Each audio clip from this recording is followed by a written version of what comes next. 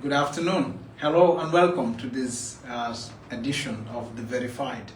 As promised, I told my audience on Facebook that I will be starting a weekly program to look at pertinent issues affecting the Gambia.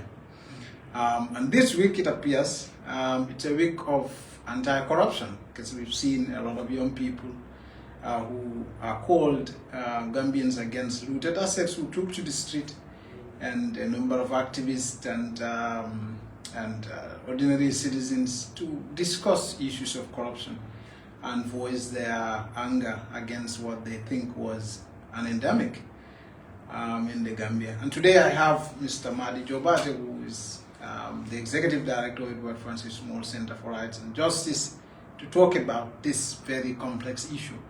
Mr. Jobarteh, welcome. Thank you. Glad to be here. Good. A week of anti-corruption. Good. Yes. Now, I mean, this is it's a subject that we've been having. I think almost every government has been having conversations about, but particularly in the Gambia. I mean, what do you think is the state of affairs when it comes to corruption, or anti-corruption in the Gambia, or fight against corruption, or how pervasive the phenomenon is?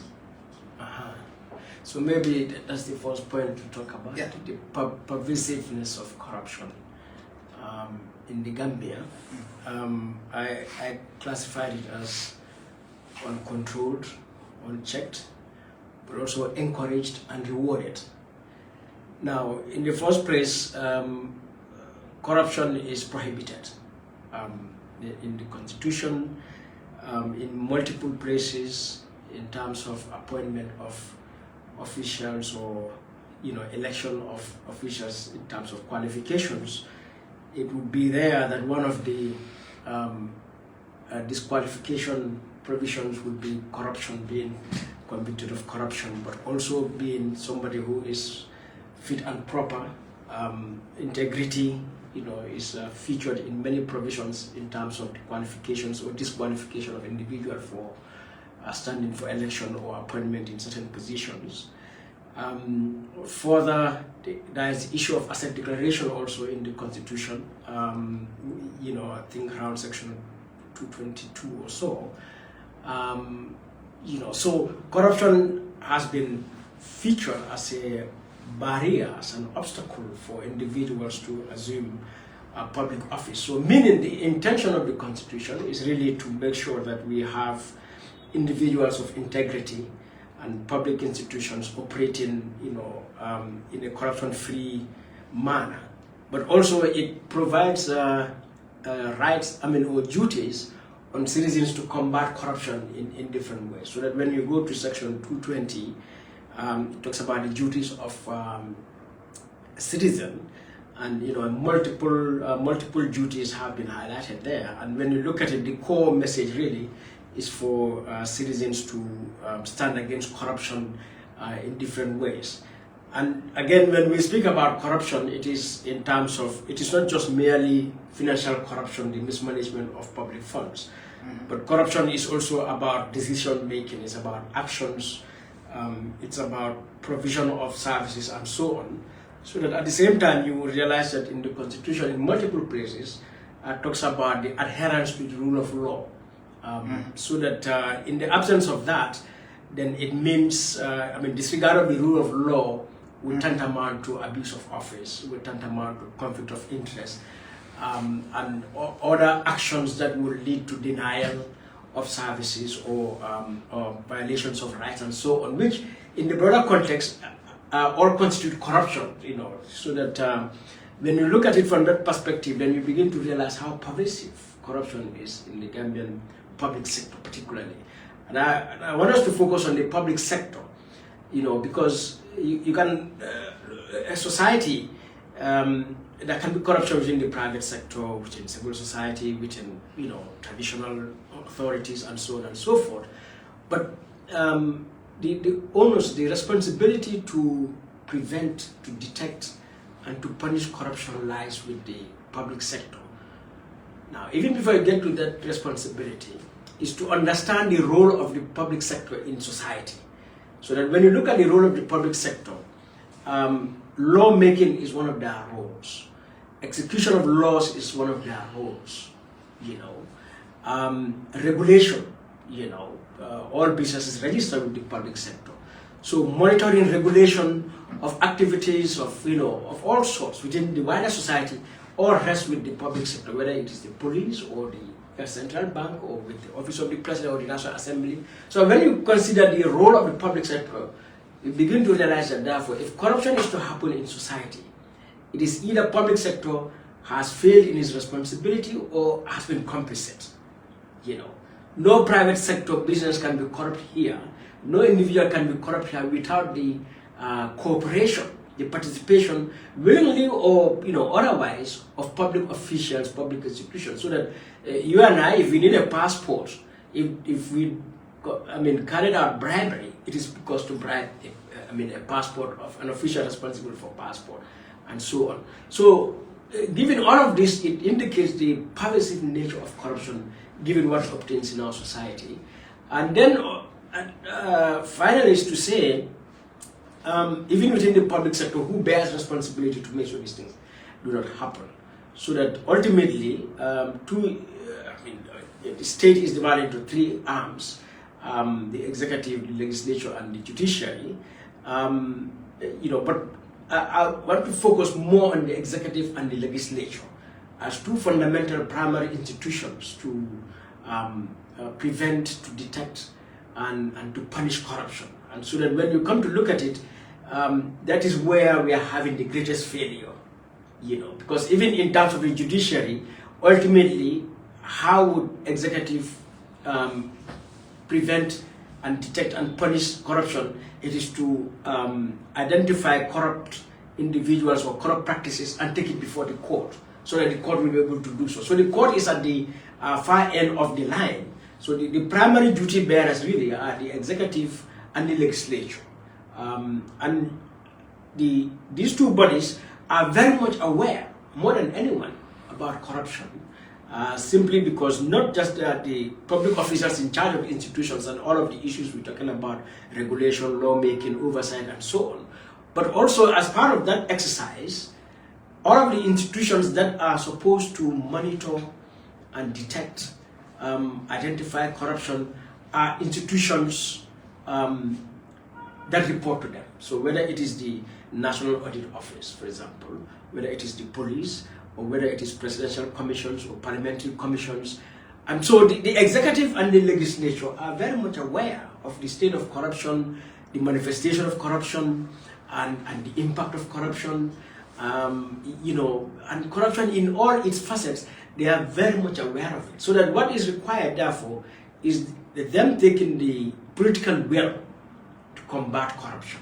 And that is where our problem is, that lack or weak political will at the level of the executive and the legislature to combat corruption. And this is the problem we have, you know. So we will come to the specifics and more, focus more on the existing state of affairs. I want us to take a little bit of a step backwards and take back to 2017. Because I mean, we've lived under Jammeh regime and we've seen Jammeh has been diagnosed essentially, and we've seen how widespread corruption was under Jammeh government after Jammeh was removed. 2017, we had an opportunity to reset. What do you think went wrong? Yeah, so what went wrong, the long and short of it, one would say, is the lack of political will. And in this, I wouldn't say a lack of clarity, because I refer to the 2016 manifesto of President Barrow and the coalition MOU, even if they did not sign it. And in this manifesto in particular, I have seen the expression of the understanding of the malaise that the country faced under the dictatorship, and therefore the solutions identified and in bullet points, you know, and corruption, human rights violations, self-perpetuation in power, you know, and of course the exercise, enjoyment of human rights by citizens in all manner you can imagine, including diaspora voting, and the demand, the desire for good governance and adherence to the rule of law have been all well laid out in the manifesto. So by the time Barrow took office in 2017, there was clarity. Yes, there was an understanding of where we are coming from and where we need to go. So why didn't we take a proper path? Then we got to 2017. This one was a national conversation now, because it may flip into partisan analysis and so on, interests and But there is rarely partisanship in 2017. Almost all the current existing parties were boxed in one. Yeah. So then the question would be, except within fighting that was happening. Right. So and that is the partisan aspect of it. So there was a semblance of unity on the surface, but beneath was there a commitment to a common agenda, common purpose. And apparently, I think even before Barrow was sworn in, we have seen the vibrations within the coalition. Remember the famous dismissal by my party of the government of Halifa. And I think also by the time we got into 2017, that is the inauguration of Barrow, probably there wasn't unity of direction of vision. As to how to move on, despite the fact that that was the MOU and that was the manifesto, so that what was Khalifa's understanding and perspective in terms of how we move, I don't think was necessarily shared by my party or Hamad Ba, and so do you also not think that? Because I was here in 2016, and as Sidia always say, people ought to be the authors of their own development. I understand that to mean that for people to be able to, in development work, people say people need to buy in, right? People need a buy-in of whatever it is that the government is doing for them to participate in it. And it would seem to me as though Barrow, though was a figurehead, was not the producer of the template that was to transition us to a new Gambia. So he was a passive participant, and as it were, he didn't know what was going on. Because even the coalition manifesto, Barrow didn't design it. So there are a lot of factors, and I think it's important we have this conversation in moving forward, so that at that time, 2016, 2017, certainly, I think even though they all went into one room at Carabao Hotel to conceive of this grand coalition, I think they didn't have unity of vision, unity of goal among themselves, number one. And number two, very fundamental, the person that came to now lead the coalition, I'm not sure he had thought of a vision as a person. As a leader, not for the Gambia, but for his administration that he's going to lead. And that also leads to the individual capacity of this person, understanding law, understanding policy, understanding development, understanding governance, and above all, appreciating, even though he was an adult Gambian and a Gambian in this society, we know we are from dictatorship, but to really appreciate, deeply understand what this dictatorship was about, and how do we get out of this dictatorship. And there was a need for a leader, not necessarily leadership, but a leader at that time, at that critical moment, to have that awareness and the commitment to it. So that when you look at it, in 2016, 2017, I strongly believe Barrow did not have that awareness, that appreciation of the moment, and therefore the destination. And even before we get to the destination, but the journey from this point to pursue, because that is the strategy now. How do we move from point A to point B? So he may have articulated it, maybe written for him in his manifesto. It is well articulated. Campaign promises have spoken about it, but then you now get to a point to say, okay, now how do we move? And that requires you have a leader who understands not only the circumstances, but his particular position, role. You know what responsibility drive for the driver. Yeah, exactly. So that was one on his part, which I think explains the situation where we are in right now. And then, of course, so the coalition attempted to drive for the driver, but then the driver was the driver. Right. And then the coalition itself, as I said, we are not necessarily in the same boat. They were in the same boat, but not, you know, as they say, killing. But it could happen we are all in the boat, but killing. Yeah, in fact, you show very early on. I don't want to make this political. Let's transition to more, corruption is political also. Yeah, it's true. So, fast forward. Within that period, an idea was conceived to understand the character of what happened, the oppression, through different lenses. So we sought to understand it through the lenses of human rights violations that happened. We also sought to understand it through corrupt practices that happened. But I mean, wasn't there a problem with even us understanding the corrupt practice that happened through the Jammeh Commission? Because it would seem to me that we've succeeded in diagnosing Jammeh, which was not necessarily diagnosing the system. Yeah. And so everybody stepped back and say, I was young and gullible, Jammeh was a dictator, I mean, I was afraid, you know, and so we pushed everything to Jammeh. Yeah. And Jammeh was the sole devil, but was he? No, so I think Jammeh, in this context, particularly when you say about corruption, he was both a cause and an effect of corruption, in the sense that if you look at corruption in terms of the bad culture, more or less, the bad governance, and so on. And now you mentioned this system, it just reminded me of two books, you know, by Gambians, which I think people should read. One by Yahya Jammeh, The Dictator is Us, but also just very recently another book by Yahya Jammeh, you know, Battle of Beliefs, you know, which speak to the system of corruption, the nature of corruption in our society. So that in dealing with corruption, I think certainly we would talk about institutions, we will talk about organizations in terms of political parties, because they are the ones who run government, either ruling government or they are in the opposition.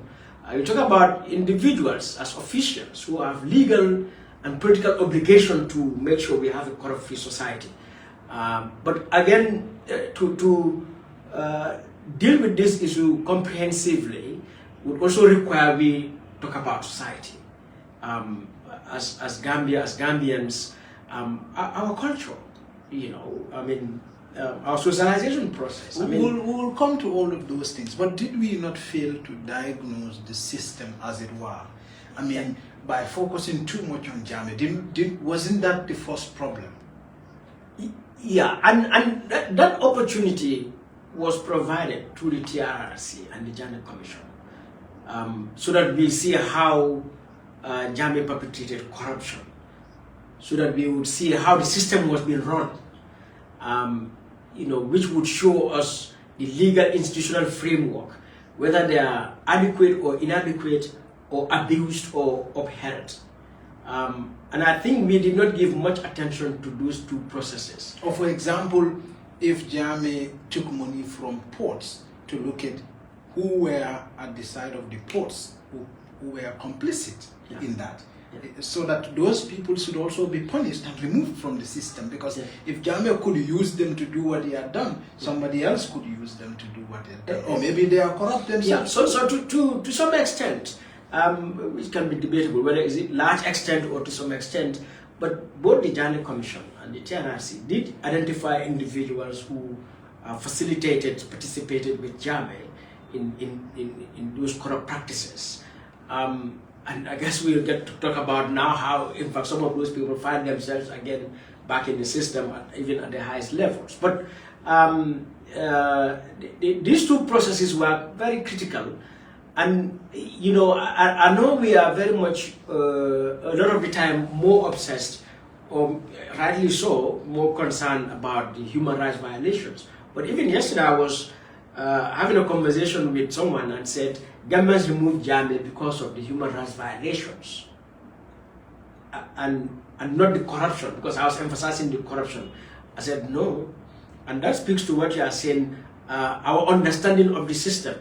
I said, you know, we talk about human rights violations, but human rights violations are caused by corruption. And corruption is basically appropriation or misappropriation of public resources for personal gain, which would require you to hold on to certain position, entrench yourself there, to acquire power and control and so on. So that when you look at the nature of Jammeh's human rights violations, why did he kill Deda Hydra? Because Deda was exposing the corrupt practices. Why did he kill family members in Fonyi? Because they stood against, you know, his attempts to take family resources, community resources. Why did he kill, you know, anyone else? When you go to investigate, why did he arrest all of those individuals? Because he needs their businesses, he needs their properties, their lands, and so on. So that every human rights violation Jammeh committed, you can connect it to access to resources, to the desire to acquire wealth, and or to maintain control of that wealth, and that will require him to stay in power. So if he chases away journalists who are exposing the nature of this power, it is because he wants to protect the wealth. And so the reason he rejected the election, the reason he wants to stay in power forever, is to protect the wealth. So when we want to understand human rights violations, we got to look at it from the perspective of corruption. So that eventually your leader, who is, you said, is good and kind, but is corrupt, one day will start to break your arms. One day will start to break your neck. Because he needs to protect. Yeah, because they'll get to a point, yes, he would have to protect that wealth that he is taking from the people.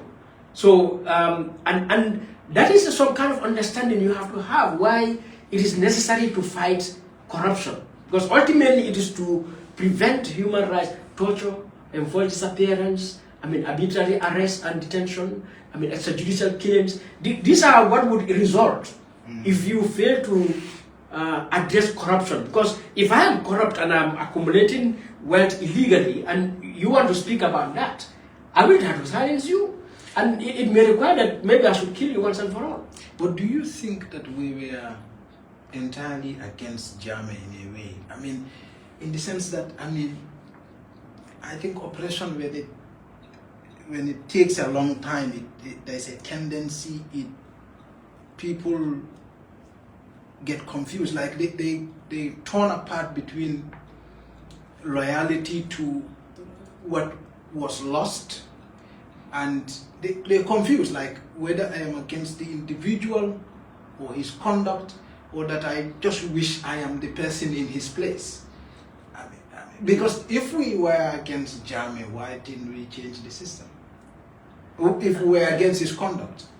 Yeah, so what you are raising is a very deep perspective, which would touch the social, cultural, political landscape, framework, pillars and structures, beliefs that exist in this society.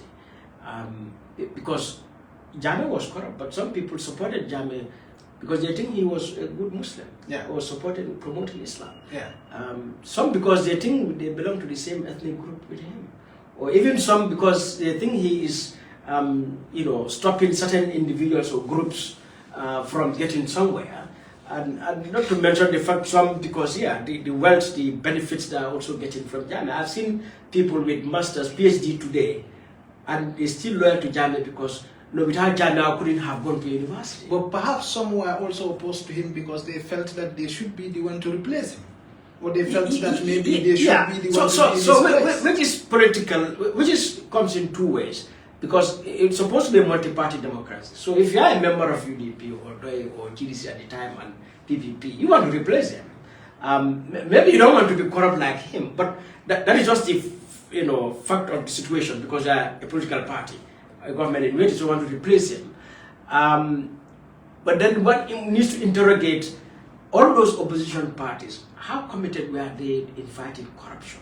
So that's what I was trying to drive at, because you see, for example, Paulo Ferreira talks about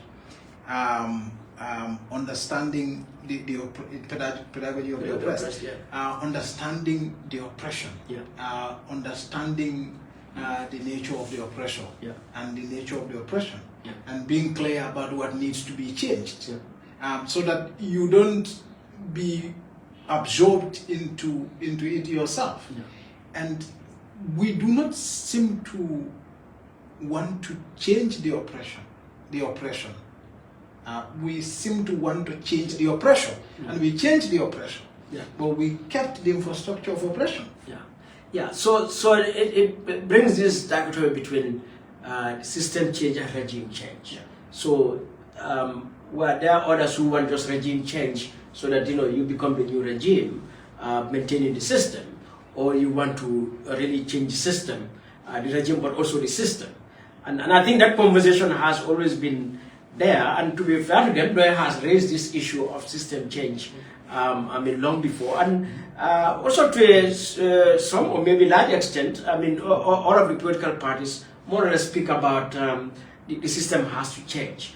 Not just about the degrees to which all of them are expressing these things, and but then I think what came manifest. But don't you find that problematic? So, for example, still on the pedagogy of the oppressed, you see Barrow, for example, made an inference where he said, here I have police, Jammeh used to have the police, he had the immigration, he had the army, now I have all of that, and I have the economy.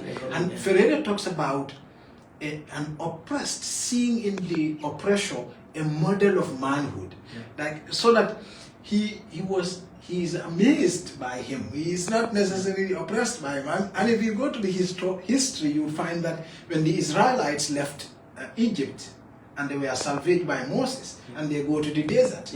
Now, when Moses left them with his brother Aaron, when he came back, he found them they were worshipping a golden calf. And who did they learn those golden calf idols from?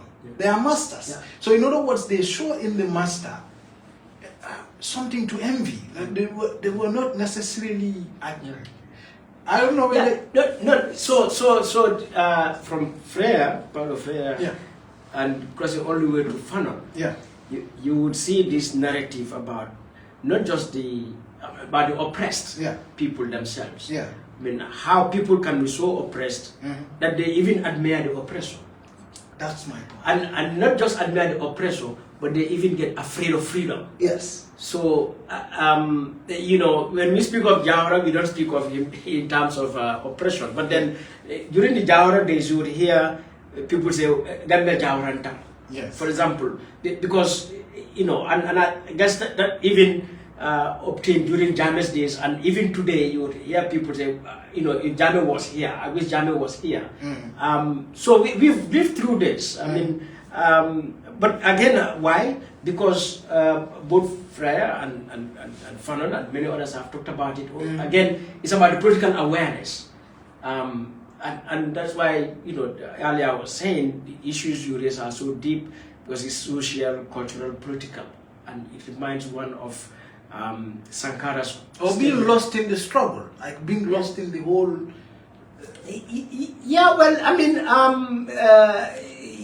the struggle can be long, and actors, players would come, play their part, and move over, and and we've had those instances.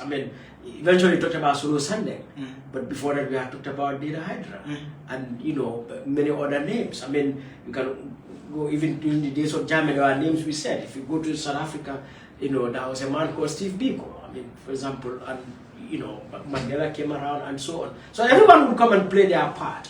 But also, very fundamental, and which is still a problem that we have today, which is perpetuating corruption, is the political awareness, which would include awareness about what really constitutes corruption. I think to a large extent, I have a feeling and you know, and I have conducted human rights trainings on this, you know, in this country.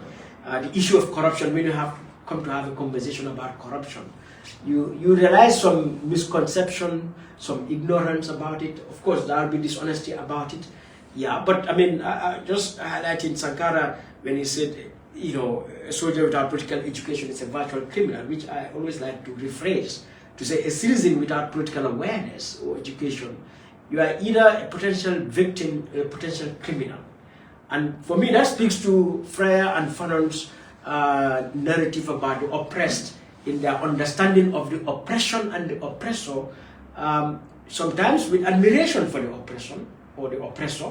I mean, you hear people say, no, Jammeh, I just like him. Yeah, I mean, because also Jammeh has this charismatism about him. I mean, he has this bravado, like, you know, would insult the West and I mean, make a declaration that he will just finish America in no time. So, and some people, for some reason, they find that admirable. Amusing. Yes, and but also people get oppressed to a point that they are even afraid of freedom. Maybe they didn't even know what freedom means. And so maybe that is what we are suffering from now. It comes to lack of clarity. Yes, so that now we have this freedom, and because people never had an idea of freedom. What is freedom? What is democracy? And so you hear on both sides, Barrow saying there's too much democracy in the Gambia. He said that. I mean, yeah. What does he understand by that? Yeah. But at the same time, you will hear ordinary folks, you know, in the neighborhood saying, you know, I mean, the democracy is too much. Yes, I mean, and some say democracy is not good. too much democracy is not good. It's too much human rights is not good. Too much freedom is not. Too much freedom is not good. So, and those things all feed into corruption. Yes, they feed into corruption. They empower, you know, protect corruption, corrupt practices, corrupt individuals, officials in particular. And so, in understanding corruption, therefore, in our society, you know, I would say is deep. And 1 week of anti-corruption, one protest, one movement is not enough, because this is not just political; it's also cultural, it's social. Let's look at the foundation. When we came, for example, after the 2017, when the change happened, and there were early signs, no? I mean, Barrow, the anonymous vehicles. I mean, you can imagine. I mean, someone donating 54. How many National Assembly members did we have at the time? 43, no, 48, no, because it only gave to 50 after the amendment. 48 National Assembly members, pickup trucks, which probably would cost at minimum $2 million. Except DOI members. Yes, except DOI members. So even if it's 40, probably we're talking about $80 million. And somehow, for majority of our political players, currently including the UDP, it was okay. Very much okay. I've seen Mustapha K Darboe defend that very well. Yeah, so you could see at the time. I mean, it takes us back to Ferreira and all these things we were talking about. Do you think there is clarity? There was clarity from the beginning. Yeah, so I think there was clarity in terms of the fact that we need to remove Jammeh, because also it was an existential threat for all of us. For all of us. Yes. I mean, you know, particularly if you're in the political parties, I mean, some of them. But then, as I was saying, then if you remove Jammeh, what next? I think very few of us had the clarity, you know, as to what kind of Gambia should we build. You know, what kind of Gambia do we deserve? So that it's about, are we aware of a particular system, our social, cultural, political system, not just under Jammeh, but even since independence, but even beyond that, because our social, cultural systems transcend, you know, the Republic of the Gambia and colonialism. We are Gambians for thousands, hundreds of years, ago. So we have a certain type of build-up in terms of our beliefs and practices and institutions and so on. If you superimpose that on the modern dispensation or vice versa, how could we now devise a new Gambia? And again, I want to highlight, my good brother Say Barrow's point when he says the colonial space and the use of Western and and foreign ideas, institutions. Yeah, I mean to guide us till now. So that until now, I mean, not just we have laws made since colonialism, but even if you look at the laws that we create today, when we are supposed to be independent, you can see that monarchical, colonial perspective in them. For example, you look at the Criminal Offences Act passed in 2025 with a clause about parental insult, for example, or giving false information to a public officer. So that these are monarchical, colonial perspectives that still a supposedly independent republic that is supposed to be, democratic and us ruling ourselves on the basis of sovereign equality of all of us, still would have certain, or in our laws, provisions that raise some people above everyone else, like an animal farm. So all of this speak to really, yes, we wanted to keep Jammeh out, the dictatorship, out of fear, out of self-preservation, because it was a threat, and so on, which are all legitimate. I mean, I think everyone wants to live in a safe environment. So it was legitimate even for those to remove him. But then when you consider that this is a republic, and it's not just Jammeh as a person, because also dictatorship, I mean, this is why some of us are always also in argument with others in terms of enablers. Jammeh was one person, but then he had a cabinet as the supreme, decision makers of the country. There was also a parliament, also constituting people, making fundamental decisions in terms of the, the structure, the operations, the management, the existence of dictatorship. And of course, other officials across the board, whether they are the Inspector General of Police or the Attorney General or the judges, the Chief Justice and so on. These are all key players in terms of the system.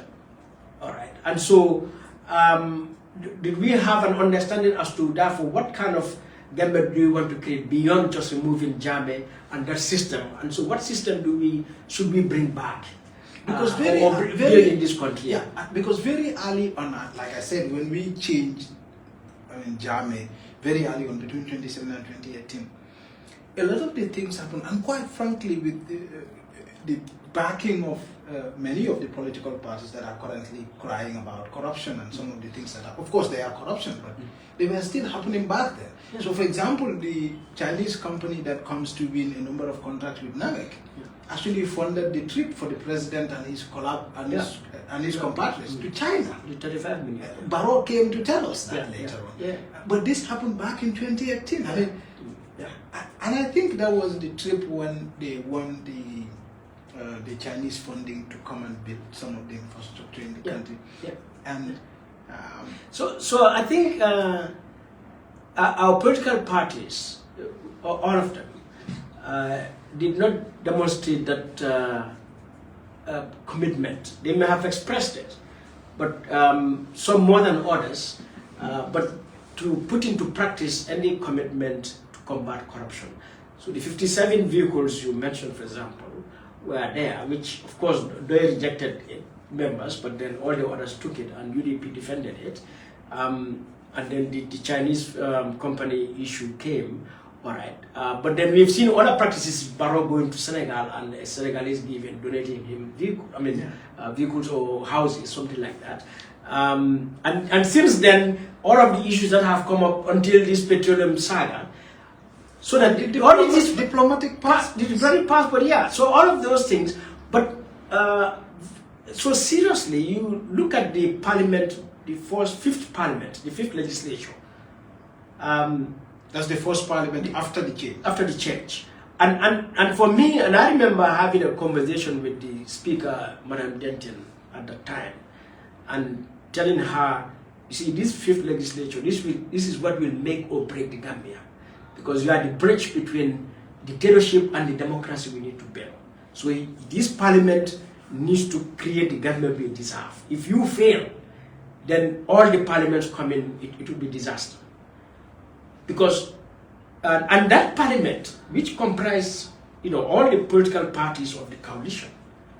I think Gambians should hold those parties and that fifth legislature accountable in a very severe way. Or maybe like you said, like Ferreira said, they were afraid of freedom. I mean, even the Public Order Act, they didn't change it. So apart from those changes only to deal with the piecemeal things, but also they received... Public Order Act remain intact. That's what keeps our Sunday. Exactly. Yeah. But even before talk about the laws, let's say the corruption in the public sector. Yeah. Because we have what we call committees, National Assembly committees. Yeah. And critical ones, the FPAC and the PEC. Yeah. And so all the public enterprises and all the public institutions, their reports were submitted to this committee. So they know the extent of corruption. Yeah. And none of those parties went to any significant extent to stand up against corruption, either in the parliament or outside. So that at the end of the day, you look at the reports that they receive all of them. Mm-hmm. And you would have thought, given the oversight powers they have, mm-hmm. given the powers, to discipline that they have in the constitution and their standing orders, mm-hmm. That parliament should have really control and discipline the executive and its institutions at that time, which they failed to do. And I think for me, that has set the grounds for this widespread, entrenched, encouraged, and rewarded acts of corruption that now has become uncontrollable in the country. So, for example, back in the day, when Jammeh came in, the coalition found in 270 passports, diplomatic passports issued. Yeah. Of course, there were a number of ineligible holders considering the number of diplomats we have. Mm-hmm. Key among them is Dr. Zakir Naik. Yeah. But right down to 2021, by the time we went into the presidential elections, the Barrow government, which was a coalition until around 2019, issued 1,900 diplomatic passports for us. Yeah. And tons of ineligible holders, including, Marabouts, activists, non-Gambians, civil society activists, businessmen, all kind of, it's just after the change, everybody was part of the change. Yeah. And family members of officials, ministers, exactly. friends. Yeah. Doesn't that bring us still to the issue of, the idea of our tone to it, as the Kenyan author put it, the tone to it. It's almost as though that's the issue. That's also part of the issue, sort of commercialization of political participation. Yeah. So I think it all meant that we removed Jammeh for Jammeh's sake, but not because we want to change the system. Rather, we welcome the system, we embrace the system to benefit, which effectively means we are no different from Jammeh. At least in terms of the new leadership that took over, who went ahead to accord themselves all the privileges and benefits and incentives that Jammeh was enjoying, either by law or otherwise, because not just, say the diplomatic passports or the, many other things, but even look at the kind of incentives we create for public officials, the kind of vehicles. Actually, they did worse than Jammeh. Right, yeah. So, how do you justify the kind of vehicles you are buying for ministers and for officials across the board, and travels, other incentives that they enjoy, even in terms of the office furnishings. You go to now offices of government, salary increments. So it appears as if 2017 we have come, with a in a crusade to embrace, to strengthen, to entrench corruption. Blatantly and without shame or fear. But what then do we do? Because we're still not talking about this. Yeah. In the Gambian media, when you look at it, and Gambian media is often sympathetic to anybody who is against the president. Yeah. We don't seem to. The president may be a mess, and we talk about that. But we don't seem to talk about the character of the oppression we have, the infrastructure of oppression we have, which is the government as we have it. Yeah. And what we need to have and the promise of that change, like, you know, understanding what needs to happen. We still haven't got to that conversation. Yeah, to a large extent. I think, you know, to be fair, like to yourself as Republic and Malagan, for example, now I see Media House in Kerfatu, you know, Africa. Conversations are taking place because it's a capacity issue also, and it is something that has to be built. But even all of this put together, do you think we are doing enough to confront political players? Exactly. Instead of so going back to the original role of the media, and again, where we talk about the media, we talk about the civil society. I hope we will do that. So I think when I look at the media, I see positives, but I think it's isolated. That is few, and you know, and also without probably the extent of resources necessary to deal with, because corruption is huge, corruption is powerful, and the infrastructure of corruption, like you said, the power structure is very powerful. So to confront that, you know, it's massive. All right. So I think the media, whilst we can see positives, all right, but it is still very limited. You know, because the necessary follow-ups are not taking place. There are many issues that need thorough investigation. So you produce the Jammeh assets, for example, and it's massive, and we see the impact. But that story is not enough. You know, that's not all about Jammeh's assets. There needs more stories. There is still more information. In fact, I think there's more than you provided. And so then it raises the question, to what extent can Mustapha or the Republic? I mean, do you have the resources? You know, also, do you have the capacity to penetrate that infrastructure of corruption? Because that infrastructure also has its firewalls protecting itself. And, you know, so what strategies, what tools do you have to penetrate this infrastructure, this wall, so that, you know, you bring out what needs to come out? All right. And that is just the Jammeh assets. Now, we just saw the Malagan story about the tangible reserve, and that is just one tangible reserve. But how many protected forests, lands, wetlands, and so on have been invaded?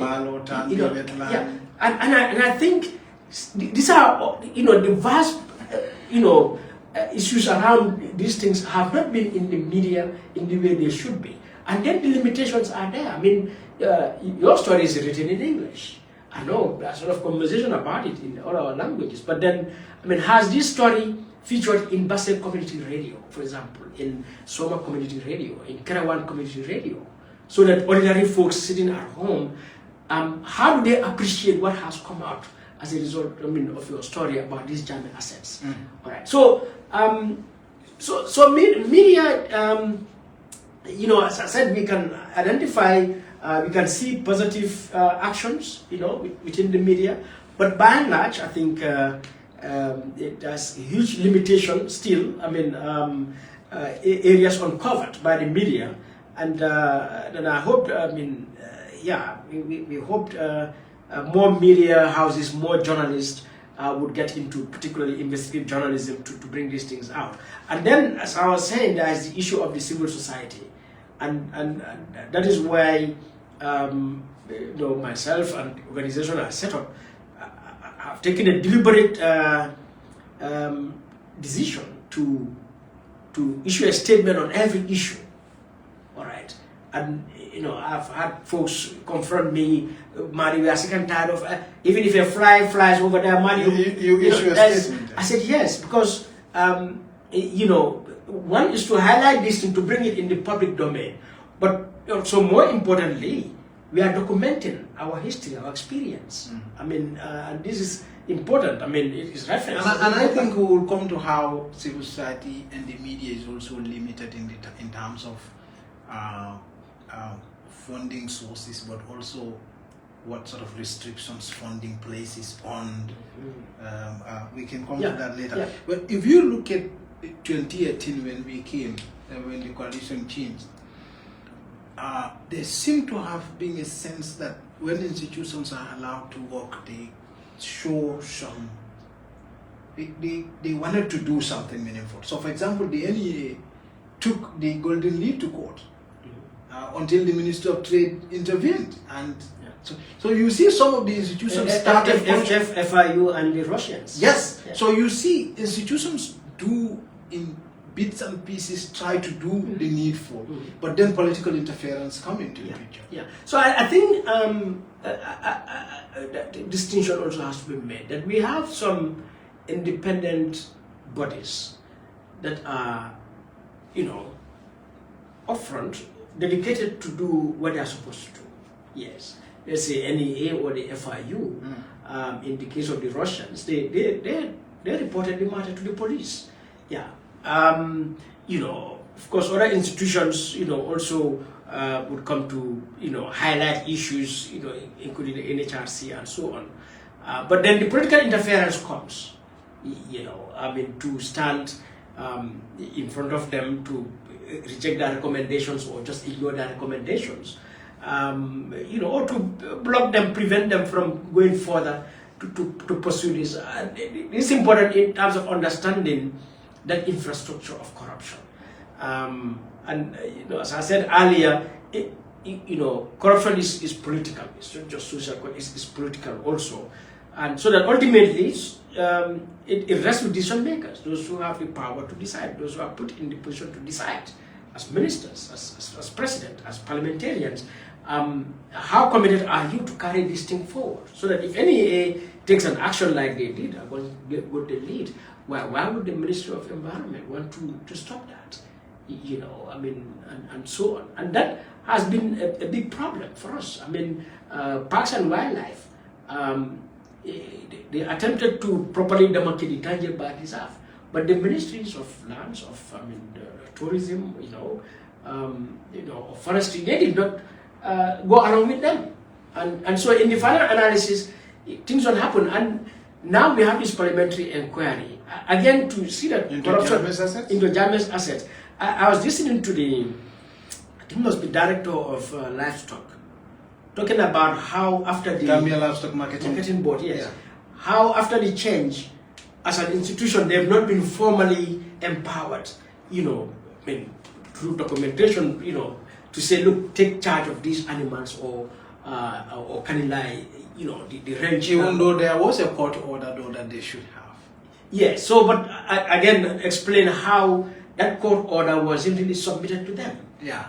So they only got to know there was a court order. They didn't have a TOR also. Yeah. I consider it a flimsy excuse, but you're right. In terms of, there seem to have been quite a lot of negligence. In terms of the handling. Deliberate, though. Yeah, deliberate in a way. Yeah. And you've talked about the issue of the public, and there is also some extent we will have to talk about the public's level of tolerance of corruption, where, for example, things that I think are created, because they said the politicians don't do anything until they have incentives to do it. So if there is a public high tolerance for corruption, politicians are less likely to be corrupt. Yeah? And so, for example, we look at the social factors. So, for example, if you, in Mandinka, for example, political, baraka. So here moment makwa baraka. So in other words, imanta karte o fay moy prite baraka de. Ite na karte o fay moy prayer makwa ay baraka. So in other words, you have already given up the idea that this person is elected to help you. I get that point. And so it highlights Sankara's point about a soldier without political education, which I said I rephrase as a citizen without political education. Is a victim or a criminal. So in this case, that citizen who is going to vote on that basis, you are a victim. Either they gave you a bag of rice, or $500 to go and vote this way, you are a victim. Just as, also if they turn you into a political thug to go and attack enemies, and so on. So you become a criminal. But then what does all this show? Sankara said is the lack of political awareness.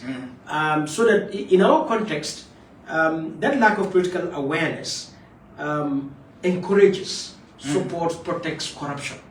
So that today I can tell you, we are not all on the same page about corruption in this country. If corruption, even in terms of political parties, if corruption involves a person, a politician of a certain political party, you will see most of the members of that party standing for that individual, trying to exonerate. Yes. I think that happens here all the time. And then you recently see you have an issue when you spoke about, what was one of the last issues? About Yankuba. Yeah. And I saw some of the supporters of Yankuba come after you. And who are supported when I said a similar thing about the Masabali. Exactly. Yeah. So because of the political difference, it now drives us to, therefore, where we stand as far as corruption is concerned. So that the sum total of that means we condone corruption.